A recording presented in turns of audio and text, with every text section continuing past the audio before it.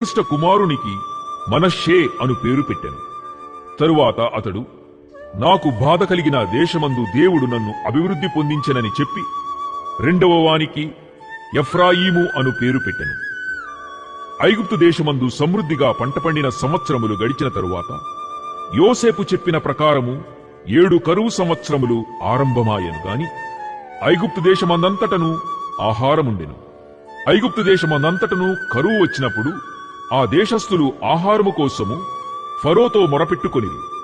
అప్పుడు ఫరో, మీరు యోసేపు నొద్దకు వెళ్లి అతడు మీతో చెప్పునట్లు చేయుడని ఐగుప్తీయులందరితో చెప్పెను. కరువు ఆ దేశమందంతటను ఉండెను గనుక యోసేపు కొట్లన్నీయు విప్పించి ఐగుప్తీయులకు ధాన్యమమ్మకము చేసెను. ఐగుప్తు దేశమందు ఆ కరువు భారముగా ఉండెను. మరియు ఆ కరువు ప్రతి దేశమందు భారమైనందున సమస్త దేశస్థులు యోసేపు నొద్ద ధాన్యము కొనుటకు ఐగుప్తునకు వచ్చిరి.